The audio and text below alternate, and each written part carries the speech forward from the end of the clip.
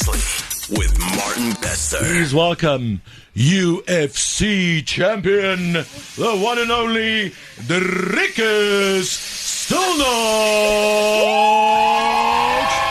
Plessis.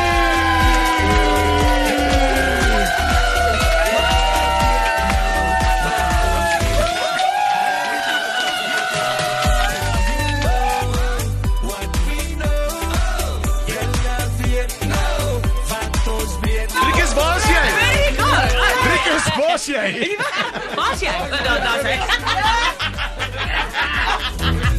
Oh my son. I can't see him. I can't even see him.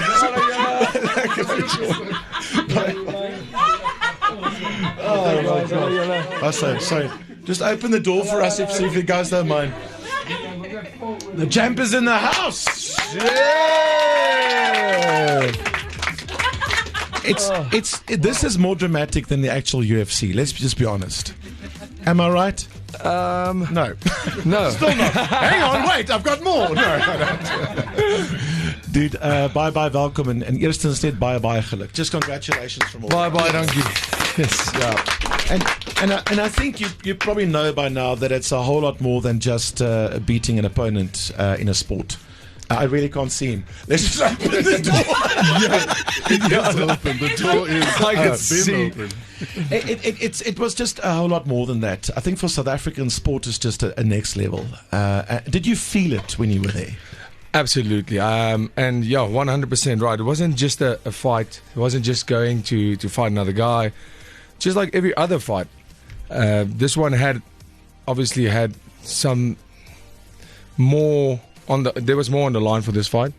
But I mean, I just knew that for us as South Africans, I just know how it feels to me watching a South African perform on the world stage. Whether it's Olympics, whether it's rugby, doesn't really matter. It's a feeling that you can't really describe. We feel so proud, and to me, that was a massive responsibility and a massive pleasure to be the one carrying the flag and doing my part. And I just knew everybody was going crazy. And I love that part, by the way. The moment you won, one of the first things you said was, "Waar's my vlag?" Yeah, because they wanted to do the interview, and my coach was just talking to everybody, and he wasn't really focusing, and he had the flag around his neck. And I wanted to do my interview, and I said, I want my flag if I do my interview, because we were actually not allowed to use flags for my first two fights. I was allowed to walk out with the flag. Then there was the whole war thing, and a lot of stuff happened, and then because they have athletes from all over the world, so then the one athlete would tell the other athlete and then they said nobody is allowed a flag. And then Dana White just said, screw it, everybody's getting a flag again. I was so happy because up until this fight, I love that. We weren't allowed, and for this fight they allowed us to get flags again. So I was really happy. That's really amazing.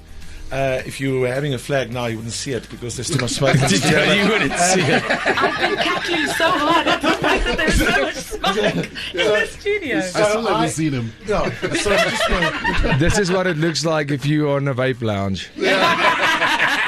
Yes. Listen, were you more nervous before the Whittaker fight or this one? No, definitely more nervous before the Whittaker fight. Definitely, it was before Whittaker. Yeah, definitely. For this fight, it was a weird calmness. I think also the fact that there was a lot of things that I had to prove in the Whittaker fight that I had proven to myself and to everybody else that I do belong on this level. Okay. And by the time I fought for this belt, I knew I belonged there, and we were so perfectly prepared for this title fight that I was nervous for not being nervous for this fight. I had this calmness because I just knew I was ready. I knew we did everything right, and I knew whatever's going to happen is going to happen, but there's nothing that we could have done more to be prepared for this. Everybody, my whole team, my coaches, Coach Mornay Visser, the team at CIT, every single one of them, everybody, nobody went on holiday. We trained throughout the whole December. Okay. And we did everything we had to become world champion. So I had that calmness that I was perfectly prepared. Strickland is chatty. Yes, he is. To put it mildly. So the way that, I mean, I don't know him obviously as well as you do, or like the really hardened UFC fans that have followed his career. But I can tell you though, and tell me if I'm wrong, I thought he will be a lot more unhinged. I thought he would be a lot more of an aggressive fighter, and he was very measured in a way. Did that surprise you? Yeah, 100%. Because he obviously at the press conference said, till death. I know, right? I said, well, man, I'm going to fight the way I'm going to fight. I'm going to go out there and try and knock you out as fast as I possibly can, because that's the way I fight.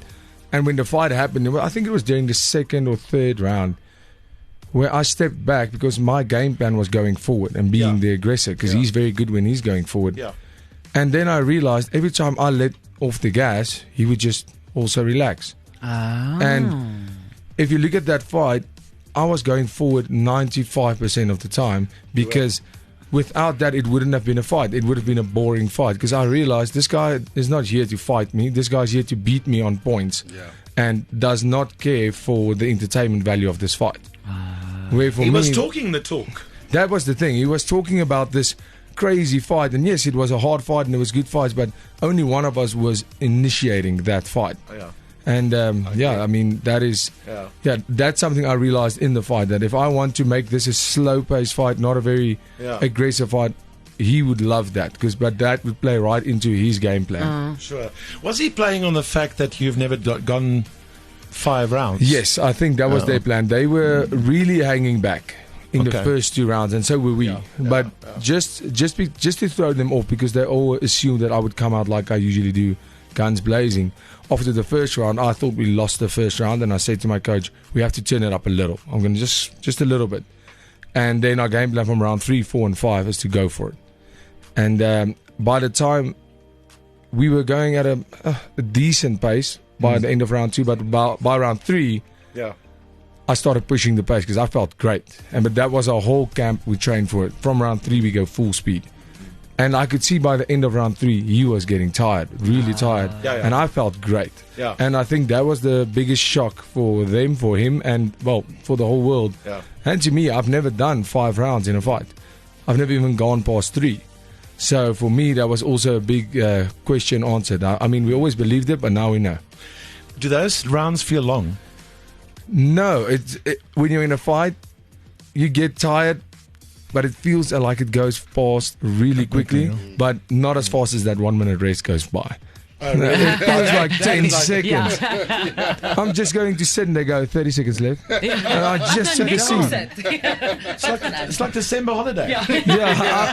After, like, sometimes I just go, well, just leave the break then if you're going to do it like that. I tell you what did feel long though, was that when that announcer guy, the word and. The word and. And I love it. And in the world. I'm always, when I'm watching at home, going, and this is amazing. It's entertainment value, until you're the one standing there with a split decision. And I go, just say it. Just say it. If I lost, just tell me. I can't take it anymore. I promise you, there was a part of me before they announced that I'm the new world champion. Before he said and knew, that wanted to cry. I had this feeling of, I felt like a kid who had, you had to do something, and I didn't know how to react. I don't know. The pressure of that moment was way worse than any of the pressure leading up to the fight, walking out. I just stood there and I realized there's 3 judges. One gave it to Strickland, one gave it to me. So one judge, I mean, even if he just didn't like green shorts, might have gone, Absolutely. no, that was a close fight, I'm giving it to Strickland. I know.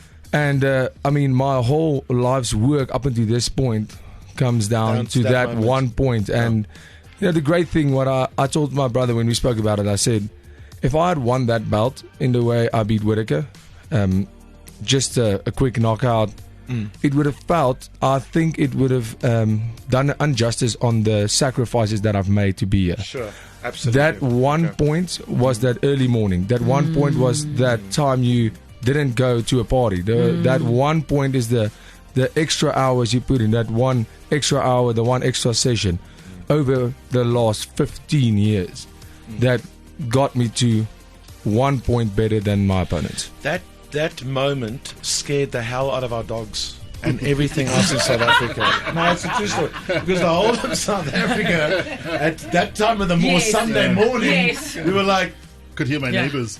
And new. Like, From 0 to 100. It's like just absolute chaos. Listen, I'm going to take a quick break. We're going to take some news and also get some smoke out of the studio. Grab a cup of coffee, whatever you're allowed to have. And we're going to chat some more with Dricus du Plessis in studio. Daar's baie vrae ook op die WhatsApp lane. You got some super fans here, am I right? Beautiful. Excited to meet you. So more about that coming up. Breakfast with Martin Bester, driving you to work every weekday from 6 to 9 a.m.